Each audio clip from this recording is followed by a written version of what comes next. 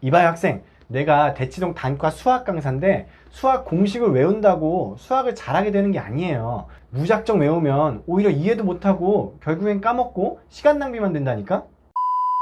네, 반갑습니다. 스스로 답을 찾는 수학 공부법의 저자 대치동 진우쌤입니다. 요즘은 수업이 있는 날엔 보통 차로 이동을 합니다. 물론 수업이 없는 날에도 차로 이동을 하긴 하죠. 대중교통에 비해 편리하고 이동시간도 짧다는 점이 장점이죠. 며칠 전에 제 차가 고장이 나서 수리를 맡겼어요. 그런데 오랜만에 지하철로 이동을 했죠. 지하철 전동차는 비교적 한산했어요. 자리엔 사람이 쭉 앉아 있었는데 한 여학생이 눈에 띄었습니다. 이 학생이 무슨 작은 요약집 같이 생긴 책을 무릎 위에 놓고 외우는 듯한 모습을 보였습니다. 저는 영어 단어인가 싶어서 그쪽을 쳐다봤죠. 그런데 여학생이 보고 있는 작은 책은 단어장이 아니었습니다. 바로 수학 공식집이었습니다. 이봐요 학생, 내가 대치동 단과 수학 강사인데 수학 공식을 외운다고 수학을 잘하게 되는 게 아니에요. 수학 공식은 개념적으로 이해를 해야지 무작정 외우면 오히려 이해도 못하고 결국엔 까먹고 시간 낭비만 된다니까? 라고 말하고 싶은 마음이 굴뚝 같았습니다. 하지만 저는 용기를 내지 못했죠. 생전 처음 보는 낯선 사람이 지하철에서 짬 흘려서 열심히 공부하는 학생에게 그렇게 공부하면 안 된다고 얘기하기가 참 어려웠어요. 이 학생은 지하철로 이동하는 짜투리 시간을 활용해서 열심히 공부하는 건데 안타까웠죠. 도대체 저 수학 공식집은 어떤 놈이 만든 거야? 2차 방정식을 공부하면 그 유명한 근해 공식을 배우게 됩니다. 우스갯소리로 남자들이 군대를 갔다 와서 수학 공부했던 두뇌가 증발했는지 아닌지를 판단하는 기준이 되기도 하죠. 근해 공식은 2차 방정식의 근을 구하기 위해 만들어진 공식입니다. 교과서에서는 근해 공식을 이렇게 소개하고 있습니다.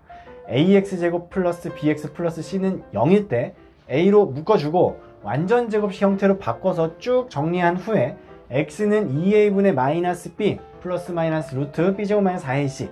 대부분의 학생들은 유도 과정을 눈으로 훑어보거나 아예 눈길을 주지 않아요.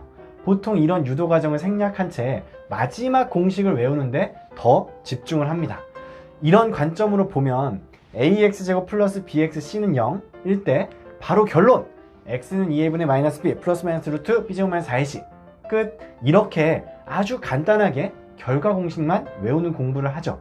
이렇게 공부했을 때의 문제점은 개념에 대한 충분한 이해가 부족해서 변형된 문제가 출제되면 풀지 못하는 경우가 많다는 것입니다. 그리고 공식 자체를 잊어버리기 쉬워요. ABC 순서가 뭐였더라? 분모에 있던 게 2a였나 2b였나? 루트 안에 있던 건 b제곱 마이너스 4ac였나 b제곱 마이너스 ac였나?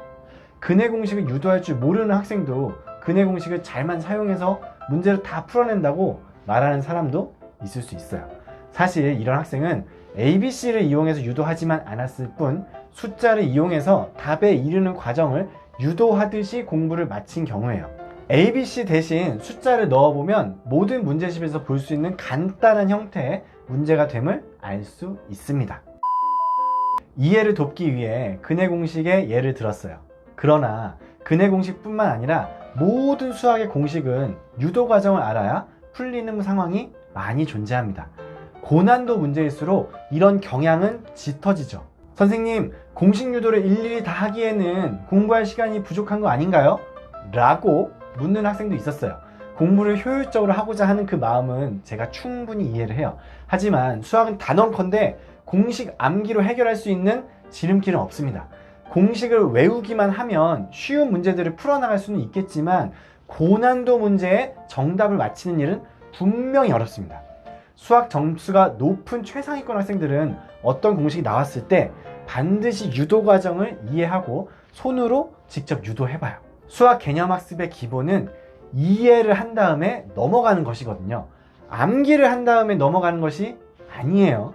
공식이 어떻게 만들어졌는지 유도 과정을 모르면 그 공식의 내용을 이해한 것이 아닙니다. 많은 수학 선생님들이 유도 과정을 강조하는 이유가 여기에 있어요. 이런저런 문제집을 쇼핑해서 수백 문제를 풀어본다 해도 숫자만 다를 뿐 풀이 방법은 거의 유사해요. 하지만 수학적 개념을 정확하게 이해하지 못하면 매번 새로운 문제 같고 매번 어렵게 느껴지죠. 수학은 단순 암기 과목이 아닙니다. 수학 공식을 달달 외우려고 하지 마세요. 공식은 귀찮은 과정을 줄여주는 도구일 뿐입니다.